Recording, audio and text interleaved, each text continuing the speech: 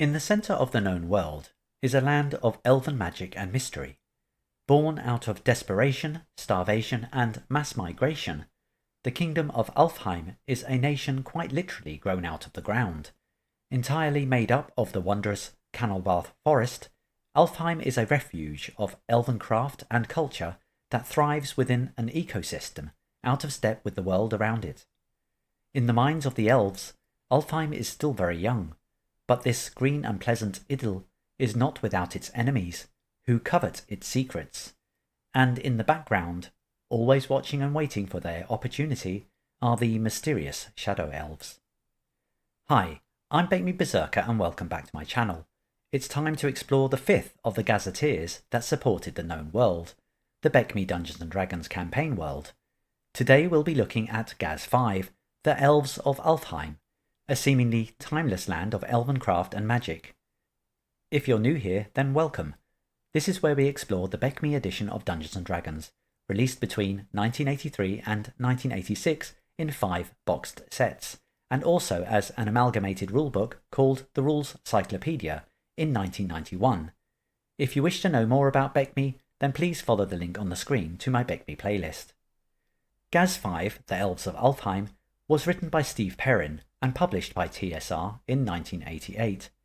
It was a softcover book and had 96 pages, so the same as Gaz3, and an obvious indication that this publication had more content than what came with the average 64 pages.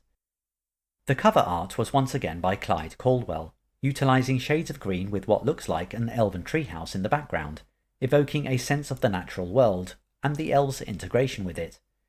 An imposing elven male dominates the picture, wearing what looks like to be some kind of ceremonial helmet, whilst in the foreground we have 2 female elves practicing the arts of swords and sorcery. What's interesting to note is the dark-skinned elf in the bottom right. If you know your D&D lore, then you might have seen this on the cover and anticipated the inclusion of drow elves. But as I understand things, the inclusion of this image on the Gazetteer was a mistake, because BECMI doesn't have drow. The shadow elves I mentioned in my introduction are pale-skinned. Perhaps there was some miscommunication in the commission. It would be really interesting to have more information on this if any viewers can share it. There is one critical detail that is missing from this cover, and that's the actual reference to this being Gaz5, but this would not have been the artist's fault. Other than that, another classic Gazetteer cover from Caldwell. Gaz5 The Elves of Alfheim was accompanied by an A1-sized colour map detailing the land of this small nation, plus its clan centres, specific sites of strange magic, and the trails connecting these. Unfortunately, the map of the nation suffers quite badly from the contrasting issues I've mentioned in previous videos in regard to being able to read the text against the coloured background. Included on this map is a map of Alfheim town, both at ground and elevated levels, as well as some examples of elven homes and some text detailing how different the spread of an elven town is compared to a human one, and how one might be defended. The rear of the A1 map is blank. What really jumps out at me when examining the Alfheim town map is the reference to different enclaves, or living areas, for different races or nationalities.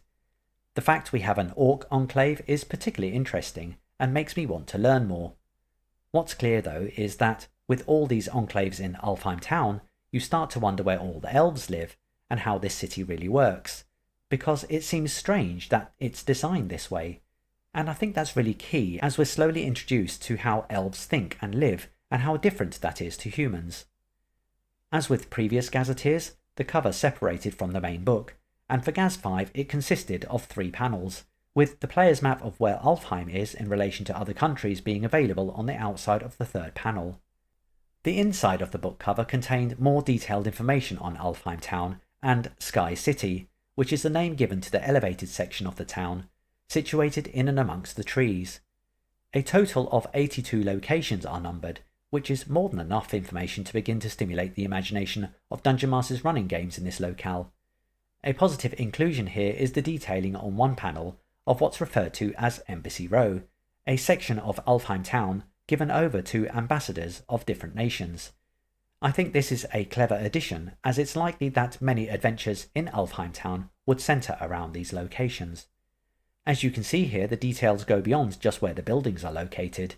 We have rooms and layouts for us to populate as we wish, and that's just on the surface level. I don't know about you, but this stimulates my mind to consider what might be going on below those buildings, especially if you need to move around unnoticed. The contents of the Gazetteer were separated into various chapters, but what jumps out at me here is that there is a credit to Anders Swenson, along with Steve Perrin on this page, which differs from just having Steve Perrin's name on the cover.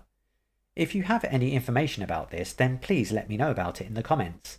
Otherwise, in the first section we are offered the usual history, geography, economics and politics that we have come to be familiar with in the Gazetteers of the series. However, the most intriguing entry here is the one called The Elven Way, which suggests an offer of insight into how elves live, work and even think. We can see that there is also an 8-page player pullout section, which seems to offer players some background information on Alfheim and how to play an elf, including what looks like new ways for creating an elf character and specific elven skills. You can look forward to me exploring this later in the video.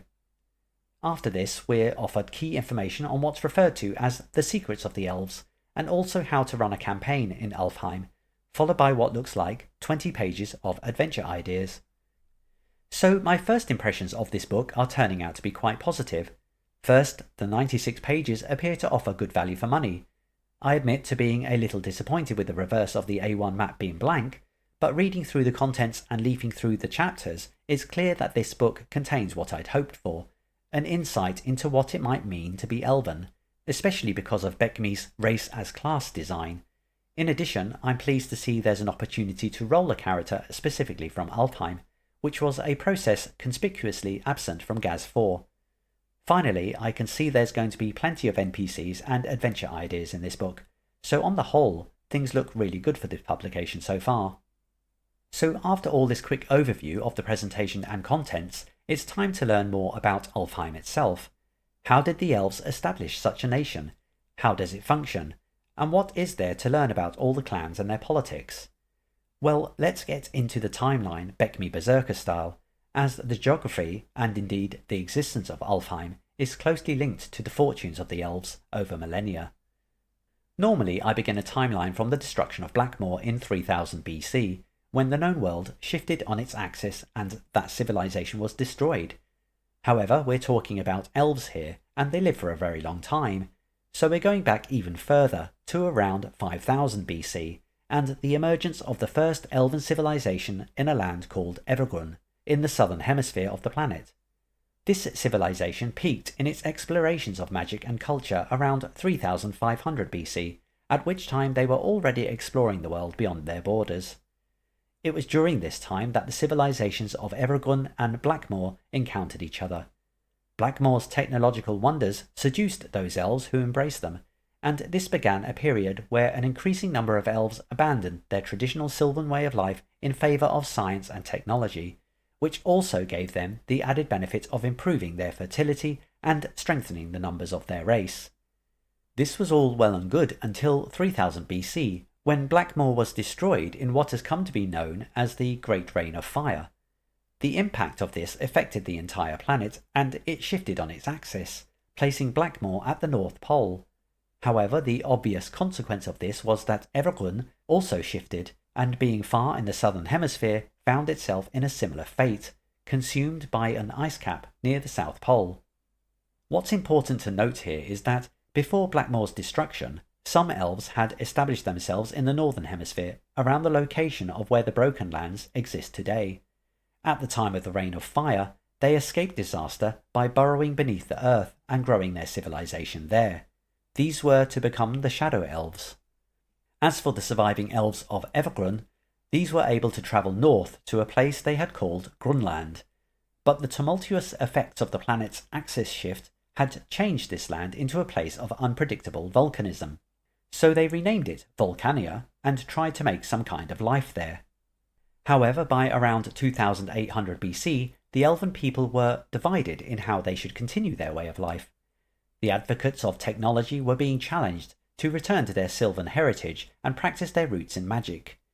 These returnists, led by an elf called Ilsundal, decided to strike their own path and migrated northwards to seek the elves that had lived in the northern hemisphere before the Great Rain of Fire.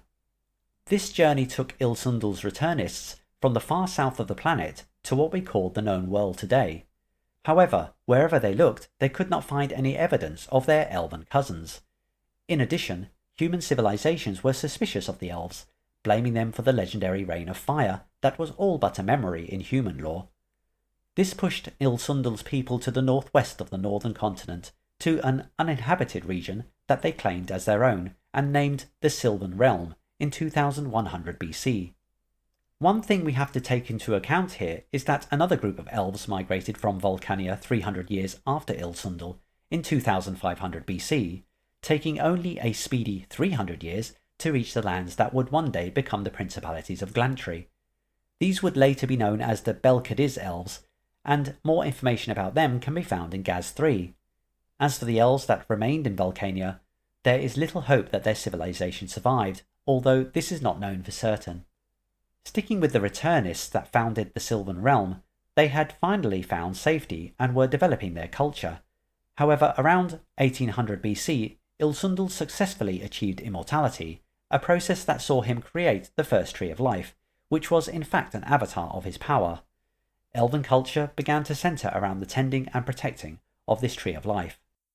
Over the next 1,000 years, the elves developed their culture in self-imposed isolation from the rest of the world. Their birth rates returned to the low number that is natural for them, but even after 1,000 years, they were in need of new forests to grow into.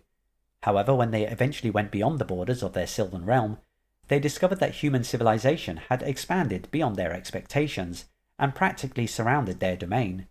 The elves desperately needed to find another region to expand into. As luck would have it, an elven leader called Maelidin Starwatcher, also referred to as Red Arrow, had learned what became known as the Secret of the Rainbow. This was a special magic of being able to traverse large distances by rainbow. With the help of the now immortal Ilsundal, Maelidin created 9 new seedling trees of life before leading several thousand elves over the rainbow to an unsettled region at around 800 BC. Where the elves ended up was in the lands that would one day become the Empire of Thyatis. Unwelcome in those lands, they struck northward. Some elves broke off to form small communities in what later became known as the Grand Duchy of Karamakos, specifically a group that would come to be known as the Kalari. However, most of the elves continued north with Maelidin, before ending up in a desolate and dry steppe, surrounded by human lands at every turn. It is said that at this point Ilsundal sent Maelidin a vision to conduct numerous ceremonies that involved the planting of many trees. Ilsundal then manifested what is today referred to as the weather change, an incredible magical weather system set in motion by Ilsundal that supports the very existence of what grew in just a few centuries to become the Canalbarth Forest, named after the foremost of the elven magicians who, with Ilsundal's help, created the magical land. It is rumoured that this event had no small part in the later destruction of the Nithian Empire in 500 BC, helping turn that land into the Alassian Desert that was to become the Emirates of Ilarum. During this period, at around 700 BC, Maelidin was crowned the first king of Alfheim, or Elfhome, which extended to the fringes of the Canalbarth Forest. As the new elven civilization of Alfheim flourished, Maelidin chose to abdicate his throne in 350 BC in favour of seeking immortality. This led to the crowning of Eilivar of the Grunelv clan, becoming the second king of Alfheim. Only 100 years later, in 250 BC, Maelidin successfully achieved immortality, and it is said that he guards Ilsundal, whilst Ilsundal guards the fate of the elves. Eilivar's 450-year reign ended in 100 AC when Celadril of the Erendil clan succeeded him, and became Alfheim's third king. In the years since the rise of the Canalbarth Forest, Alfheim's fertile land was coveted by surrounding nations, and the elves spent many tumultuous centuries staving off invasions from orcs, dwarves, and especially the humans of Darrakin. Things came to a head with what's referred to as the Beastman invasion of 550 AC, which was led by the evil magic user Elodius, a brilliant name by the way, an invasion that the Darrakinians attempted to capitalise on due to the elves' need to defend themselves on 2 fronts. However, the elves defeated Elodius with great magical tactics, and were able to drive the Daracinians away from Alfheim yet again. A consequence of this war was a great swathe of destruction rendered to the forest, a space where the magic of the forest would have to be renewed to enable the regrowth of elven sentinel and home trees. However, the elven leaders decided to take advantage of this destruction and build a trading town in the vacated space, one where visitors could come and conduct diplomacy and commerce with little impact on the elven way of life within the actual forest. The town was completed soon after Elodius's invasion and named Alfheim Town. The timing in the Gazetteer is not clear, but not long after this war, King Celadril became aware of the descendants of the elves that had lived in the area of the Broken Lands since before the Great Rain of Fire. As I mentioned earlier, these elves retreated underground and developed their civilization there, but their scouts now learned of the Alfheim elves on the surface, a surface they had still thought desolate. Seeking accommodation and compensation, these shadow elves approached Celadril, who was at first welcoming before learning that the shadow elf population rivaled his own. Celadril was forced to refuse asylum to the shadow elves, who in turn swore vengeance and war. Celadril was able to take advantage of a new treaty with Darakin, who were now allies of Alfheim, to help crush the shadow elf invasion in 560 AC. Whilst the land of Alfheim was growing more prosperous, its people became more and more distant from their cousins in the Sylvan realm, especially due to rainbow travel becoming ever more dangerous due to this extra-dimensional space becoming occupied by monsters and the like.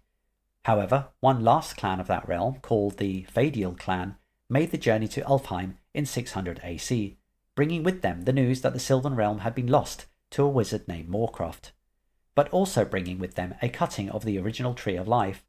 These elves were welcomed into Alfheim, who then tended to the growth of their new tree. In 675 AC, Celadril successfully contended with a subversive shadow elf infiltration, but it is widely acknowledged that this threat is still today far from over. In 700 AC, Celadril was succeeded by the fourth king of Alfheim, an ex-adventurer called King Doriath, also of the Erendil clan. In addition, it was around this time that a small faction of the Erendil clan, called the Erawan, decided to leave Alfheim and seek their fortune in Glantry, developing a successful culture there. The last 300 years have been relatively peaceful. Elven culture continues to grow, and the land continues to baffle academics who marvel at how the natural world works within its borders. The Shadow Elves remain a threat, but one that operates from, the shadows. So that's the timeline of the elves. One thing that niggles me a bit when reading this, quite a bit actually, is the length of time it took the Returnists to reach the Sylvan Realm. 700 years. Perhaps the migrants built settlements along the way, but they would have had to stay at each one for a considerable length of time to stretch out to 700 years, and there's no mention in Gaz5 of any settlements or stops during this migration. I've consulted with what we'll call experts on Mystara and the known world about the distance of Ilsundal's Returnist migration from Vulcania to the Sylvan Realm, and I understand this to be a little over 17,000 miles. It sounds like a lot, but does it take 700 years to travel 17,000 miles by foot? Well, assuming for no stops or settlements, let's have some fun and use the BECMI movement rules to work this one out. Assuming for the slowest travel over mountainous terrain, and let's say they're heavily encumbered with supplies, livestock, kids, etc., that's a maximum distance of 4 miles a day. 17,000 miles divided by 4 miles a day equals 4,250 days. Converting that into years, and we have to remember that the known world calendar is a perfect lunar year of 12 months and 28 days each, then that's 4,250 days divided by 336 days of a lunar year, which equals around 12.65 lunar years. Right, that's quite a difference from 700. Even if you travelled just 1 mile a day, the journey would still take 50.5 lunar years. In fact, Ilsundal's Returnists' migration of 17,000 miles over 700 lunar years, assuming they travelled for 8 hours a day without stops or settlements, would have been at a speed of 0.009 miles per hour. This is a rate of 0.072 miles per day, or just under 127 yards per day. This is a significant flaw in the journey time that I just can't shake, and if there were settlements along the way, which seems reasonable to assume, then they seem quite the omission when conveying a migration from one hemisphere to the next. Linking to this is the aging problem. The Gazetteer states that elves live an average of 800 years, with very few likely to live to 1000. Elves finish their adolescence by the time they reach 100, so if Ilsundel was 100 years old when he led the returnists from Vulcania, assuming such a young elf would be able to lead such a migration, then he would have been around 800 years old by the time of reaching the Sylvan Realm, and 1100 years old by the time of achieving immortality. Okay, you might be able to explain that away, but what about everyone else? There had to be a lot of elves dying of old age on that journey. It doesn't really add up, and the whole thing about a 700-year journey travelling on average 127 yards a day seems a bit of an oversight by the writers. One thing I do like about this elven history is the use of rainbow travel. I know today that might conjure up all sorts of My Little Pony images, but it's in real keeping with Northern European and Celtic tradition to have elves manipulating rainbows. If you think about it as manipulating light, then it might seem more palatable. If it helps to think of a rainbow as a fibre optic bridge for getting places, then that's even better. Unfortunately, Gaz5 doesn't go into how rainbow travel works, pointing instead to an earlier publication by Bruce Hurd for reference, an adventure module called CM7 The Tree of Life. I highly recommend it. I know TSR probably wanted to stimulate the purchase of that module from this Gazetteer, but it would have been a neat inclusion to have how rainbow travel works in Gaz5, and perhaps even expand on it. Okay, let's turn away from Alfheim's history and get into the land itself. As alluded to in the history of Alfheim, this nation of elves was quite literally grown out of what was once a barren steppe, with the help of elven wizardry and immortal protection. Politically, it is entirely surrounded by the Republic of Darakin, hence the contentious history the elves have had with that nation, although they have a strong peace with them today. Geographically, Alfheim is an anomaly, due to its magical creation. It almost entirely consists of forest, and sits between two mountain ranges, the Alton Tepe in the northeast and the Kauth Mountains in the south, on which rainfall moving inland from the sea would once upon a time have fallen, before riverbeds would send that water into ancient Nithia. However, since the weather change, much of that rainfall bypasses these mountains and falls on Alfheim nightly, explaining its lush and green environment. Although Alfheim is remarkably flat throughout most of its land, river systems have been developed to cope with this huge amount of rainfall. However, as you can see on this map, these rivers don't appear to flow to any sea or greater river.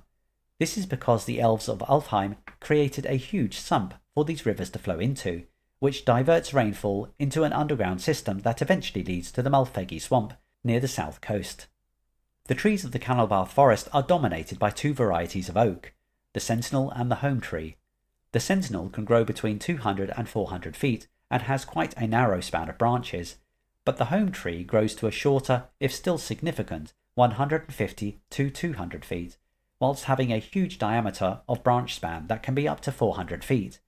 It should be obvious how these trees got their name, but these are the trees in which the elves choose to make their homes, each tree comfortably housing an average of 20 elves.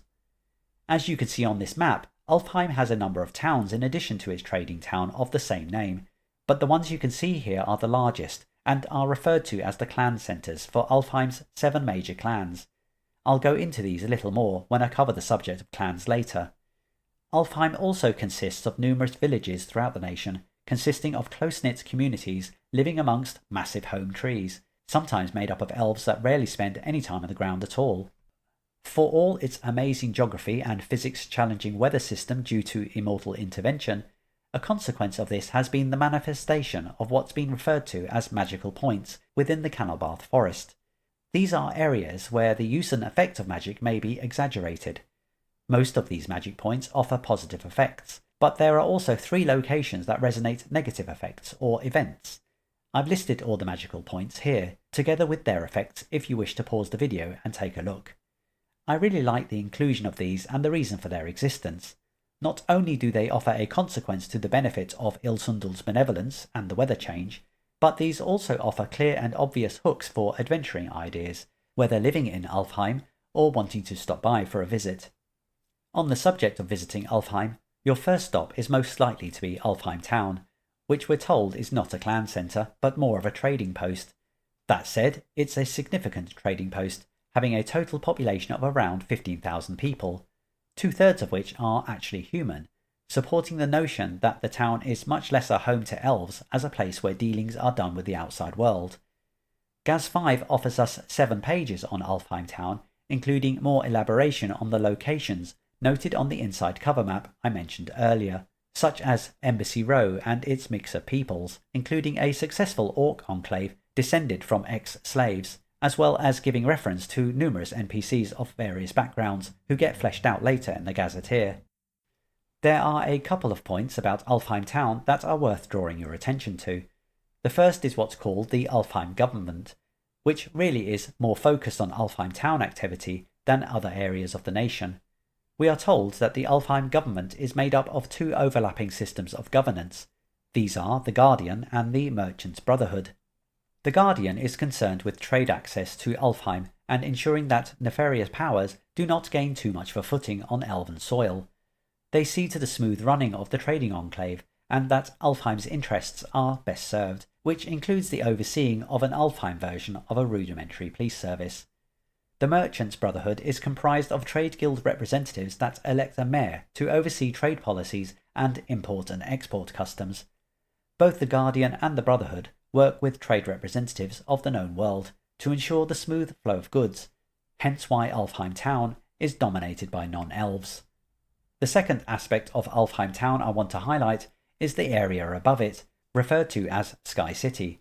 This is an area for the many elves who find the mercantile existence of the surface town distasteful. The book states that elves find city life unnatural and alien, and we'll explore this a bit more shortly when we get to the elven way of life, but it's worth noting that in terms of the existence and use of Sky City, the point is made that elves and humans are very different. In fact, non-elves are not allowed access to Sky City without an elven escort. Now, I think this is a good point to pause before going into Alfheim's economy to examine what is referred to in Gaz5 as the elven way of life. One of the main criticisms of BECMI over the years has been what is called its race as class system. That is, dwarves, elves and halflings are classes in their own right, so no dwarven thieves or no halfling magic users. This means, of course, that all clerics, fighters, magic users and thieves are human. What gets lost in discussion around all of this is that demihumans are completely alien to humans. They do not think or conceive things in the same way. Conversely, humans do not conceive things in the way demihumans might think is normal. Therefore, the notion of an elf practicing thief skills the way a human might just doesn't enter their thought process in the same way. Gaz5 is quick to tell us, and I quote, "Elves are a race of beings whose existence is totally alien to all that we understand as human. Elven philosophy is rooted in their long lifespans and their belief that the world should be forest. Elves prefer the outdoors and the tangible interaction with the natural world. They are the oldest race on the planet and have seen it change from forested beginnings and wish that it would return to that way. But their slow reproduction has meant their numbers dwindling to just enough to sustain a small corner called Alfheim. In terms of time, as I mentioned earlier, elves can live up to 1,000 years old and average around 800 years. With such a long lifespan, you could not help but procrastinate. What might take humans weeks to complete might take elves years. Although elves can work with a serious intensity at need, most of the time they treat activity as some kind of game, to be completed in their own time. As an elf grows through adolescence up to their 100th year, they must choose one of 3 paths that will inform how they will live their life. These are the forest path, the wanderer's path, and the leader's path. The most commonly trod path is the forest path, which concentrates on the learning of forest ways, such as hunting, foraging, crafting, and play. I would assume this to be the path least trodden by an adventurer. That would be the wanderer's path, a choice that means an elf venturing out into the world to learn about external happenings and seeking adventure. However, many wanderers feel the call of the forest soon enough, and either return to build a stronghold within the borders of Alfheim, where they are welcomed, or build their own domain elsewhere in the world. The longevity of a domain outside of Alfheim has yet to be successfully demonstrated. The leader's path is similar to that of the forest path, in that its followers rarely go adventuring, but this path leads to the position of clan master, which is concerned with the day-to-day governance of a clan, or a tree keeper, who would be a custodian of a clan's tree of life. That said, despite this being called the leader's path, most clan holders and royalty of Alfheim are former wanderers, having dealt with the outside world and learned from it. However, clan masters still hold enormous influence over decisions that affect the overall well-being of Alfheim itself. Whilst we're on the subject of clan masters, clan holders and tree keepers, we may as well look at the social classes that support the elven way of life. What Gaz5 calls the most distinctive of these is termed the royalty/adventuring class. This is because it is largely made up of followers of the Wanderer's Path that have returned to serve Alfheim. King Doriath himself is an ex-adventurer, chosen by the clan council to rule due to his experience of external politics. Currently, the elven monarchy does not pass from parent to child. Wanderers are the heroes of Alfheim, so it seems only fitting that these elves sit at the pinnacle of society, even though their decision-making may still be tempered by the clan masters. The next social class we should consider is the regular townsfolk, a term reserved for those that live within Alfheim town. These tend to be a halfway house kind of elf, one who has tried the adventuring life but did not take to it, but then does not quite fit squarely into the elven way of life. They fall between the cracks of cultures and therefore feel Alfheim town is the best place for them, where most of their needs are met. The clan master class is what's referred to as the principal nobility of Alfheim. Clan masters are never wanderers and make up the membership of the clan council, which supports national decision making. We're told that clan masters rarely reach beyond 6th level due to their lack of adventuring spirit. The tree-keeping class is referred to as the high priests of Alfheim. Most religious life in Alfheim is worship directed towards the immortal Ilsundal. Tree-keepers worship Ilsundal through maintenance of the trees of life and never adventure, but due to their study of magic they gain experience through their work, potentially achieving 20th level by old age. Yes, I know elves are only supposed to be able to achieve 10th level, but I'll cover this when we get to elf characters, so keep watching. The clan holder is linked to the adventuring class, and they are usually followers of the Wanderer's Path. They are responsible for founding a stronghold or dominion within Alfheim. That said, the day-to-day running of a clan holding would be left to a clan master, whilst the clan holder goes off gallivanting and adventuring. And finally we have the Gatherer class, which is the backbone of Alfheim, and mostly made up of the followers of the Forest Path. They are the bulk of elven society, and supply their clans by hunting and gathering and crafting, essentially keeping the nation ticking over and fed. So that was a quick canter through the social classes of the elves. Let's now turn to the subject of elven law and order. We are told that respect is a deeply ingrained value for elves. For this reason, the elves have never established a rigid system of laws, with tradition and fair play usually being sufficient. This again demonstrates the difference between elf and human. Elves would trust to their traditions and that their fellow elves would not exploit them, whilst humans are all in it for themselves and must be governed by strict rules. For instance, although elves understand the concept of ownership, this is usually limited to what one can hold in their hand. The land of Alfheim belongs to all elves, and even clan territories are ambiguous, and no one minds. What elves perceive as crimes are listed here, together with their punishments. As there is no elven police force beyond the Guardian's jurisdiction in Alfheim town, clan masters act as a judge and jury, and magic is used by multiple investigators to ensure the truth can be agreed on. Punishment is meted out by the victim's friends or family. Death is a rare punishment, reserved mostly for arson and destruction of the forest, which demonstrates how the value of the forest is placed even above elven life. I've made reference to clans and clan masters here and there, so it's time to ask who or what are the clans of Alfheim? What are their values? Where do they reside?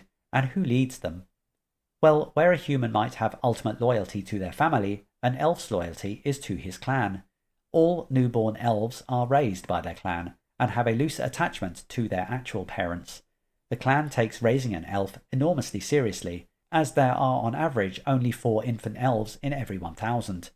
With the entire Canalbarth Forest having an approximate population of 75,000 elves, that's only 300 infants at any one time.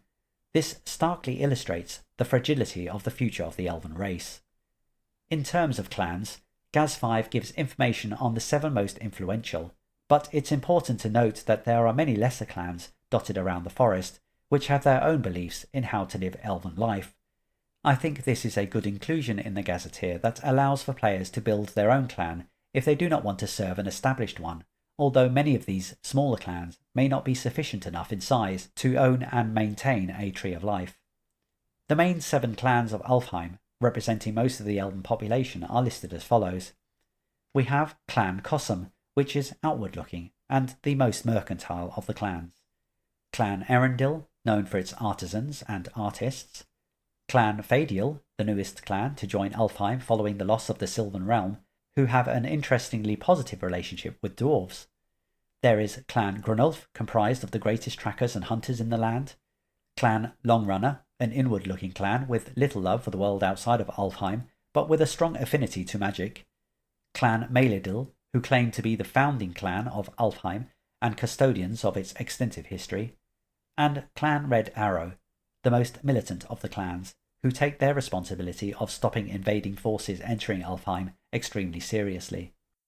Gaz5 offers us information on where each clan is located, its population, the customs they follow or lean towards, and relationships with other clans. Even in the idyllic land of Alfheim, things are not as smooth as they might first appear. So how do all these clans and clanmasters work together and get anything done? And what's the relationship like with the king? Well, to those outside of Alfheim, the ultimate ruler of the nation is the king, currently King Doriath. On accepting the throne, a king or queen must relieve themselves of any allegiance to their clan. So where Doriath was once a member of the Erendil clan, he had to leave that clan to accept the throne. Inside of Alfheim, King Doriath must actually follow the policies laid out and agreed by the Council of Clans, which consists of the king and the clanmasters of the 7 largest clans. Clanmasters of smaller clans may participate but rarely do. Due to the time it can take for elves to decide on anything, it falls to the king to make decisions that need immediate attention, which tend to be in line with agreed policy anyway. So clearly the king has executive powers when the nation is pressed, and these are usually agreed by the Council of Clans retrospectively. This requirement of the king to act at pace is yet another indication of why elves value those that have taken the Wanderer's path. Below the clanmasters that make up the Council of Clans are numerous clan-affiliated councillors, who act as advisors to the clanmasters in deciding and enacting policy. Clanmasters that pass away are usually replaced by the oldest councillor in that clan, and appointed by the king. Conversely, when it is time to choose a new king, the Council of Clans select who they deem to be the most experienced member of their race, in terms of their understanding of external politics and worldly events. This means that, potentially, any elf that follows the Wanderer's path has a chance to be a monarch. Okay, so we've had a quick exploration of the elven way of life and how its clans and politics work. Let's look at the economy. For all intents and purposes, Alfheim is entirely self-sufficient. The elves live a hunter-gatherer lifestyle day to day, and the Calenbarth forest has sufficient sustenance to maintain the population, and then some. However, the byproducts of elven life and activity is of value to those outside of Alfheim, such as furs, art, woodcraft, and of course coveted elven magic items that are made using the trees of life. The main thing Alfheim is in short supply of is metals, which is the main import. What's interesting to learn is that the Elves of Alfheim do not produce their own coinage system, due to relying on a barter economy that operates as commerce within their nation. This does not mean that the Elves of Alfheim are averse to understanding and using money, as the text states that they use what's referred to as the Darrican gold piaster as their official currency. This is fine if you are playing your campaign with this gazetteer in isolation of others, but Gaz11, the Republic of Darrican, states Darrican's gold coin as being the Darrow. Whatever you want to call it, the elves use Darrican currency to trade, and do not mint any of their own. In terms of how taxes work within the elven way of life, each clan asks anything from 10 to 20% of what their people hunt and gather, to help finance building projects or much needed crafting.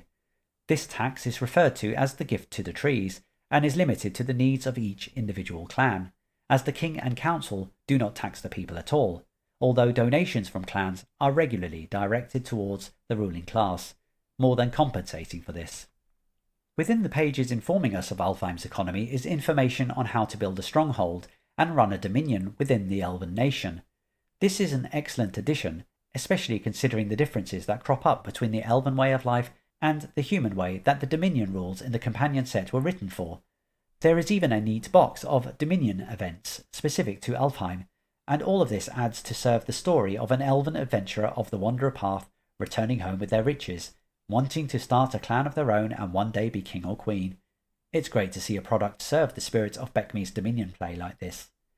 So far we have covered Alfheim's history, geography, politics, economy, social structure and philosophy, and we're only 38 pages into this 96-page book.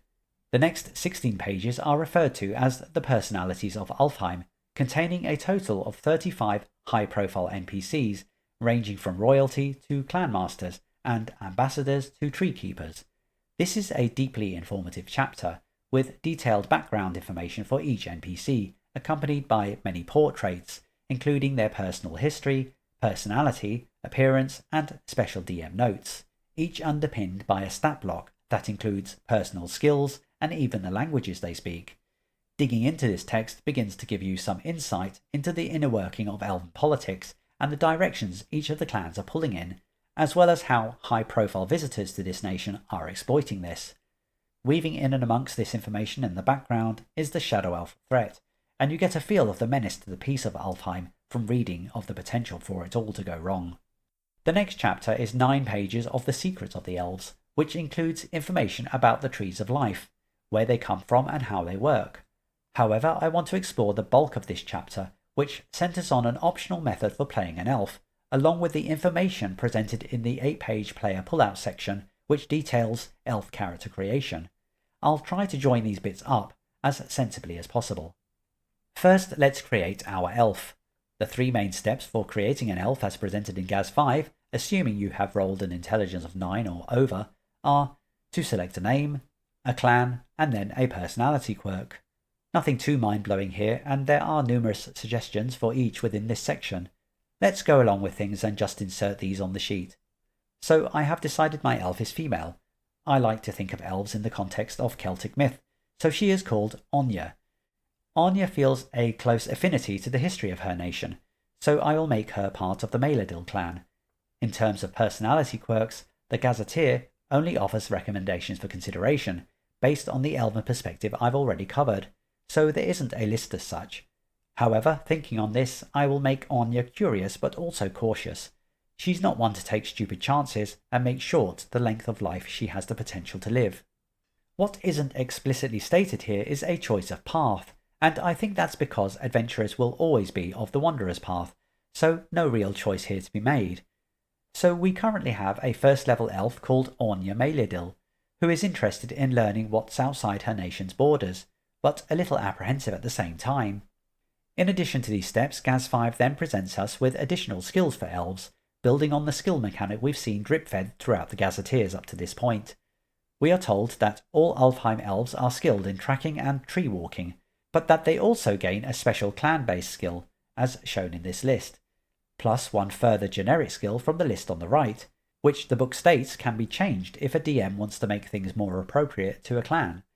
In addition to these 4 initial skills, up to 3 more skills may be known from this generic list, based on a character's intelligence, as shown here. Anya has an intelligence of 17, so can gain a further 2 more skills for a total of 6 at first level. So far, we have tracking and tree walking, just for being an Alfheim elf. The skill Anya gets for being a member of the Maelidil clan is singing, which means she knows most of the traditional songs of her people. Anya gains 3 more skills from the generic skill list, the ones she gains automatically, plus the 2 for her intelligence.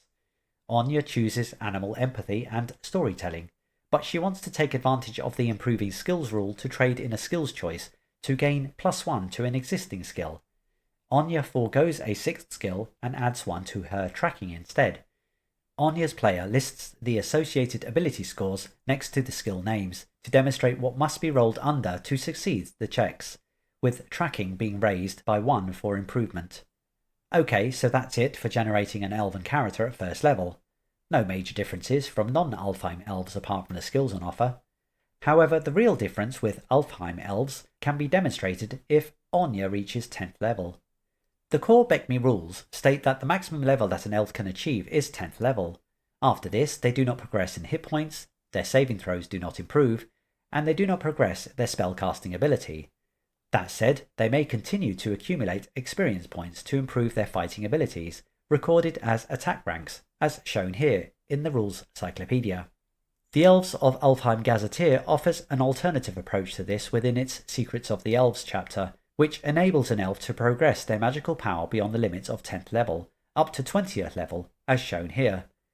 The explanation for this is that when Ilsundel became immortal, he was able to grant clerical and druidic spells to elves that followed his way. Mechanically, these spells remain magical rather than clerical or druidic, and the manifestations of these extra spells are more limited than the clerical or druidic versions.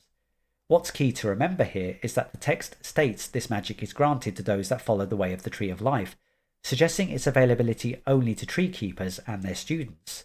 However, there is some ambiguity later in the text that refers to experience gained beyond 10th level being allocated to either increasing fighting ability or magical ability, in effect allowing the elf to become two character classes, an elf lord or an elf wizard, or both. I'll go into the mechanics of how this works in a moment, but clearly a decision needs to be made by the Dungeon Master here.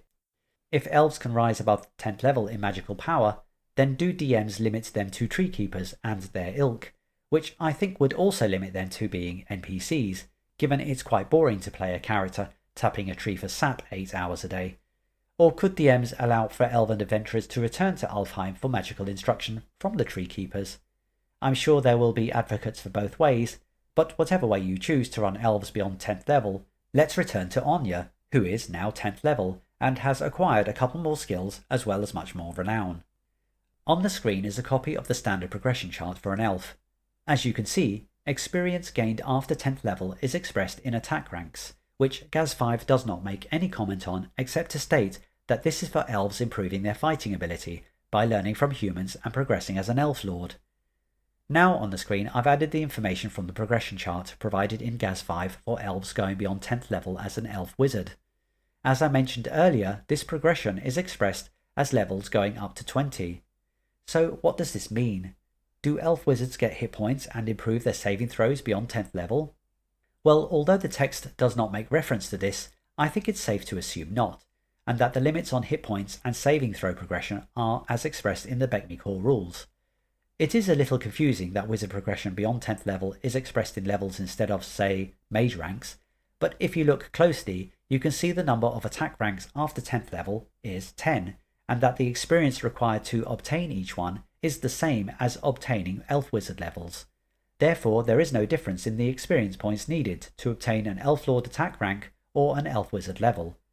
However, what's implied here is that an elf might obtain the equivalent to 30 levels if both attack rank M and 20th level elf wizard is achieved. Let me show you how. 10th level Anya returns to Alfheim to spend time amongst the tree keepers to learn elven magic. Anya reaches 850,000 experience points conducting these duties, and she becomes an 11th level elf, gaining access to spells for that level. However, she does not increase her hit points and her saving throws do not improve. These will not improve for all future advancements. Anya gets bored quickly and decides to go adventuring in Glantry, putting down a Wizard Prince rebellion. She gains 251,000 experience points, just the amount needed for a 10th level elf to achieve attack rank D, so she decides to spend these experience points on improving her fighting abilities with her human friends, and is now an 11th level elf with an attack rank of D. She would not have been able to spend this XP on progressing her spell level to 12 because she gained the XP away from the tree keepers. Anya spends her adventuring life in this way, flitting from one discipline to the next and becoming an extremely powerful elf.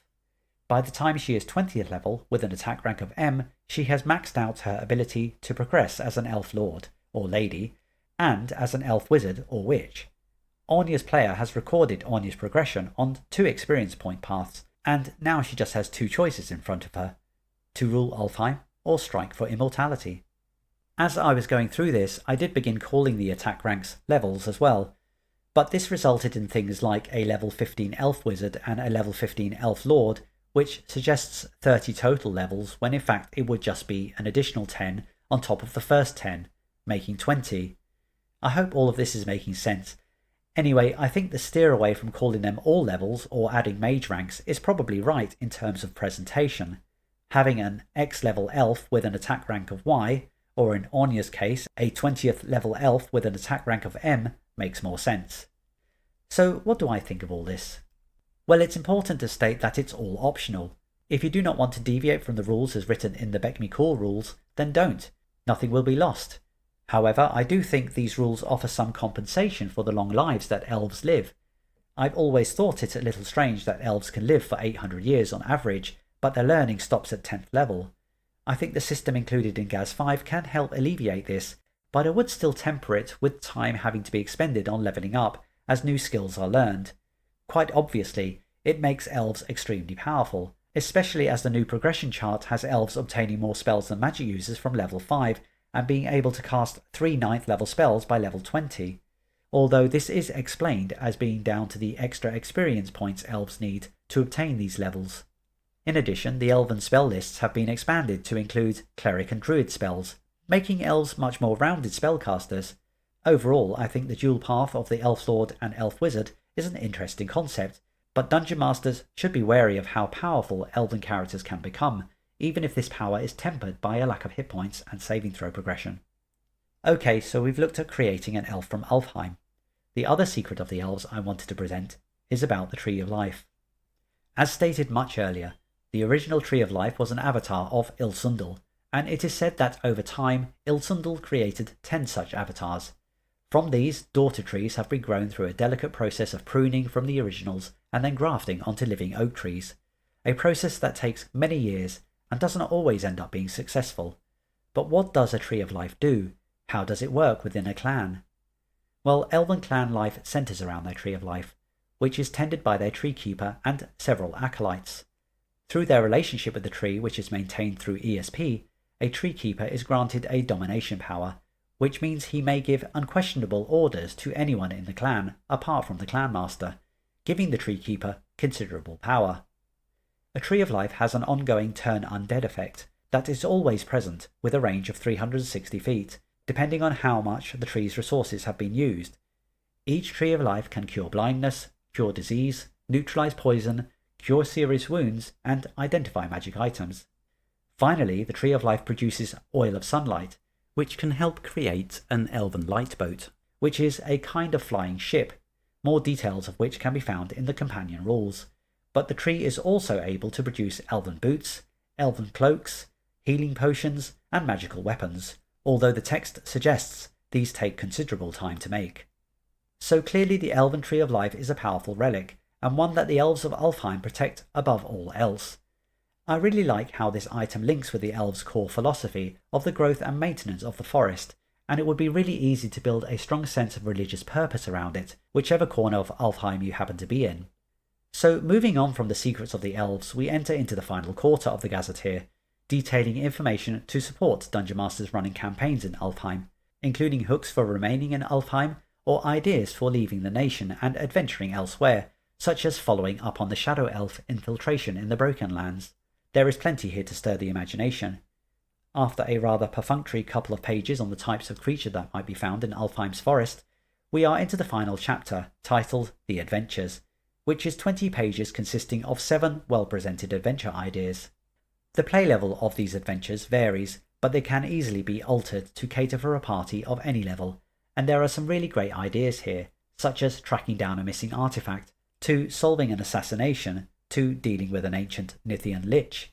There is more than enough material here to build on, especially because of how it links with the NPCs presented earlier in the book and Alfheim's wider history. The final 2 pages offer a further 8 adventure hooks pitched at different levels, to help stimulate DMs wanting more beyond the 7 adventures already offered. Shadow Elf infiltration features prominently here, and I can't help feeling that there is huge potential to develop a campaign around the entire contentious issue of Alfheim versus the Shadow Elves. So with that, I close the pages of Gaz5, The Elves of Alfheim, the first of the Gazetteers that centred on non-human lands and culture. So what do I think? First, let's consider the size of this product.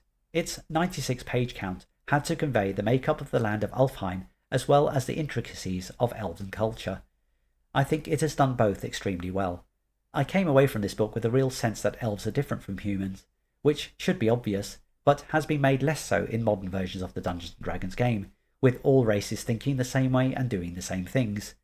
Gaz5 does a really good job at helping the reader understand how different elves are from humans, from how the passage of time might affect an elf's outlook, one of not having to hurry and that things can always be done tomorrow, to how elves hold the forest above all other things. Understanding the difference between the races of the known world is an extremely important element to campaigning there, so as to know how differing perspectives can deviate from the human one. Gaz5 excels at communicating this. The inclusion of the weather change as being bestowed upon Alfheim by Ilsundel is an excellent touch, not just for explaining the appearance of Alfheim, because if you think about it, the nation did not have to be explained into existence this way. I think the weather change and its almost perfect symbiosis with how Alfheim works with the natural world, combined with the elven concept of the passing of time, resonates strongly with Tolkien's Lothlorien from The Lord of the Rings.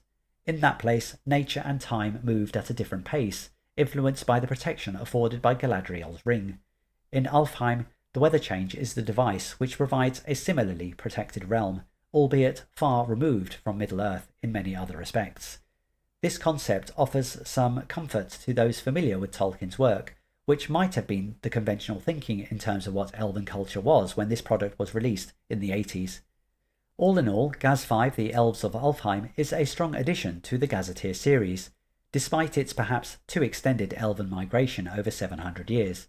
Putting this aside, it's a realm I would like to run a campaign in, especially given the potential to expand elven progression as stronger magic users.